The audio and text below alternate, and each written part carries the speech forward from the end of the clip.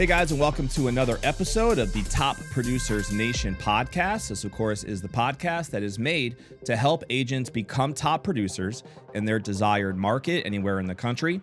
We also want to help brokers and team leaders develop more top producers in their organizations all throughout the country. We have a lot of different ways we do that. This podcast is just one of them. If you go to topproducersnation.com, you can see a lot of our online community and different resources in place, including coaching and courses and other programs to try to help accomplish those two goals that I just mentioned. We're also powered on a local level by the Tampa Bay Real Producers franchise here in beautiful Tampa Bay, Florida, where we feature the top 500 producing realtors in the Tampa Bay market. We also feature, of course, top brokers and team builders in this local community. So our guest today here on the show is actually somebody who was just recently featured in our, I believe it was our March issue, I want to say, of Tampa Bay Real Producers as a broker and a team leader. And that's none other than Mr. Matthew Christian. How you doing, brother? Doing great, man. How are you? It's good to have you on the show. Thank you. Good to be here. So if you didn't get a chance, you might see Matthew in his article again in our most recent issue. You can find that, by the way, at tampabayrealproducers.com. Just click on the issue and you'll see Matthew's article. But if you didn't get a chance to look at that yet, we'll dig in a little bit to your story now, starting with a little bit of the background. So tell us about that. How did you get to Tampa? Did you grow up here? If not, what brought you to Tampa Bay, and when did real estate become an interest for you? Man, oh man. I've been in Tampa now, I want to say about 8 years. Okay. And it has been a journey, full disclosure. I came here thinking that I was going to be here maybe 6 months, okay, a year-ish. It just sucked you right in, huh? Literally. No, I'm not kidding, man. This place is phenomenal. It really will, just trap you in the best way, though. Literally in the best way. It's a beautiful market for sure. Yeah, man. And I got here at a time where the city was growing exponentially, absolutely insane. The things I've seen now in the last 8 years have been incredible. And in this area, 54, it's crazy how much. Our studio right here is off of Route 54, if you guys know the area. And the amount of development just up and down this street over the last decade has been insane. We've got new 275 exits. I know. It's growing that exponentially. Yeah, residential and commercial stuff just blowing up everywhere. Man. And so I fell into the right business because of said growth. That makes sense. Yeah. So you mentioned off camera that your background was in the military. Your father, I guess, was in the military. So you were traveling around a lot, I guess, growing up? Little bit. And then we settled in. We grew up down in South Florida, down in Miami. Okay. So that's where I was raised, essentially. Spent a lot of time bouncing around, but most of my time was there, elementary, middle, high school, all that kind of good stuff. Got it. Did you do any real estate down there? No, not until I got my license up here, actually. Okay. I didn't think real estate was for me until I accidentally got a property management job and discovered that you can make commission from sales. That opened your eyes, huh? Oh, yes, it did. Yes, it did. So what brought you to Tampa initially? Honestly, just wanted to change. Okay. My girlfriend, now wife at the time, we just wanted somewhere different, honestly, and we figured this would be a nice pit stop, and we thought we might end up in either Atlanta, New York, or LA. Those were the main places that we had targeted. I'd spent some time in all three of those places, so did she, and we loved them, and we figured we'd get back. And I'm not kidding, man. Maybe a year into our lease, we were like, no, this place is kind of great. Yeah. I think we're going to stay. Makes sense. Bought a house, and that was it, man. So you initially were doing property management when you got here? Yeah. And I know we talked a little bit about that at the MVP social that we had as well. So there was something there that opened your eyes about the opportunities for bigger commission checks on the real estate side. Yes, there was. And so did you find a mentor in those early days, or what was that first year like once you decided to get licensed? First year was insane, if I'm being honest with you, which most people's first year in real estate are kind of nuts. But I think that I had a desire to do it the hard way, so to speak, which I thoroughly enjoyed. I had a team lead who was awesome, man, awesome. He's actually what helped me jump into real estate initially. He came in with a friend of his looking for an apartment at the time. Me and him hit it off. I let him know, hey, man, you're a realtor. I can get you a commission check for just hanging out with your friend. Let me see what I can do for you.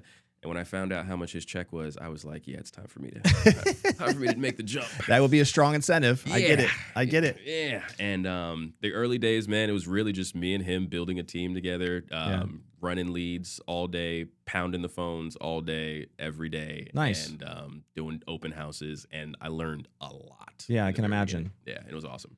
And so how many years are you still in production today? I know we're going to talk about the broker. Oh, you still are? Okay, cool.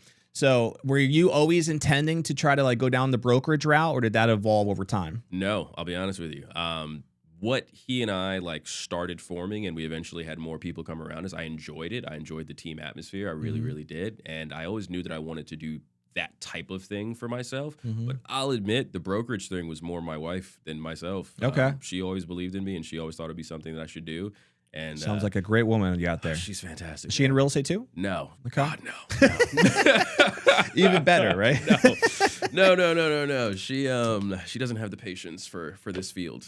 But she is phenomenal, man. She's in marketing, and she loves it over there. Hey, that also can be helpful Absolutely. in the real every estate day. world. Does she help at all with the branding and stuff? Everything, literally. It's Very cool. fantastic. I don't have to touch anything on my Instagram, and I love it because That's awesome. I don't like that stuff. So Yeah, no, that's perfect. That's let you stay in your lane, and Indeed. she can help implement it with her stuff. So that makes a lot of Indeed. sense. And that was a different brand, right? This Trinity group that you have, unique brand that you guys established at some point. And when did Trinity start? Brand that you guys established at some point. And when did Trinity start? So we started tail end of 24.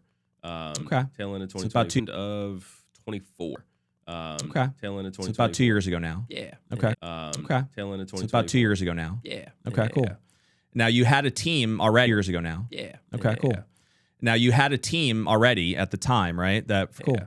Now you had a team already at the time, right? That from whatever brokerage you're with prior. Yeah. Did you have agents that came with you when you first opened Trinity prior? Yeah. Did you have agents that came with you when you first opened Trinity? Is that how I did. Is that how it worked? Is that how I did. how it worked? We had a few, and they organically started getting more, even in different markets. So we have some agents down in South now, a couple up in Jacksonville. Oh, really? Yeah. So we have some agents down in South now, a couple up in Jacksonville. Oh, really? Yeah. It genuinely wasn't recruiting, wasn't looking, but again, I grew up down in South Florida. I still have a lot of family and friends down there. I go down, still do deals down there, and it just kind of naturally started growing in that direction. And we're sitting at about 20-something agents now, and it's been fantastic, man, if I'm being honest with you. How many of your agents are local? I'd say maybe like 15 to 16 are local. Okay, cool. Yeah. So do you spend most of your energy, would you say now, on still serving like the buying and selling of clients, or are you mostly on the recruiting side? The buying and selling of clients, or are you mostly on the recruiting side, or working with the agent team and driving that whole productivity piece? Like where do you invest most of your energy? Mostly with the agents, more than anything. So I still am in production, but I'll be honest with you, not for the sake of being in production. I pride myself in, if I'm going to teach you something, I need to know how to do it. Yeah. And the market. Sure. I don't want to be one of those guys, one of those coaches who's like, yeah, do these things, and these worked 5 years ago, and I have them. So I try to stay active in production as much as time allows me to, Sure, while still investing time in as much as possible. They know I try to be available as much as I can, and I want to be involved. That's the culture is really, really important to me, and like pouring into them is really important to me. So I want to make sure I'm available as much as I can. Yeah, no, that makes a lot of sense. Is the business that you're generally doing on the self side, is that kind of like referral based at this point? Any clients you've had over the years that come back through you might serve them, but as far as like lead generation stuff that goes through the brokerage, I'm assuming that's divvied out to agents. Is that how you approach it? Exactly. Yeah. All the lead gen pretty much goes through them. I don't want to touch it, but anybody who I've done business with in the last 8 years or so, and I'm going to take care of that personally for the most part. And Got it. 9 times out of 10, I'm bringing an agent with me to kind of show them the ropes along the way. Yeah, makes a lot of sense. Yeah. Big fan of field training. So we talked off camera about my old Cutco background. That's what we do all the time. A field train. That was a big thing for sure. Oh my goodness. So I love that. Man. I love that. What's your philosophy on, so I know there's different brokerages that do different things regarding lead gen, and whether they provide leads, they don't provide leads, they structure things differently accordingly because of how, they want to approach the education piece of their business. Do you emphasize like self-gen for a lot of your agents? Do you want your agents reliant on leads from the brokerage? How have you guys structured that? So we've structured it that we have opportunities for both. We pride ourselves on being a meet you where you're at type of place. We're a team bridge, where a brokerage kind of operates as a team, but we also allow a bulk of our agents to operate like self-generated on their own. Okay. Some of them don't touch any of our lead gen sources, which is perfectly fine with us. And then some of them rely heavily on our lead gen sources. Okay. And that's also, gen is there as a tool to keep you growing, keep you active, keep you busy, and especially for our newer agents who don't have the referral business to like leapfrog from, gives them something to start production in right away. Totally. Yeah, so they can start earning a living and building their own referral client bases as they continue to grow. Yeah, no, that makes a lot of sense. And I'm assuming based on that flexibility, like people have different splits because they can kind of negotiate person by person as to what their exact situation is going to be. So we have tiered system for like the lead gen and then tiered system for self gen and so on and so forth. Yeah. Yeah. And you have a one business partner with Trinity, right? I do. Chris. My guy, man. I think I met him at the event as well. Yeah. You guys started it together. Is that the same gentleman that you were running the team with prior? Or is completely different. Chris and I, we started as friends, honestly. Like he comes from a completely different background as far as real estate. But I can't tell you how much like his business mind has been integral to our growth, really and truly. He's been awesome, man. Really and truly. Couldn't have started with somebody better. He's fantastic. Yeah, very cool. So with this brand now, with Trinity, what would you say is the brand or culture that you'd want Trinity to be known for? What you'd mentioned culture before as being important to you.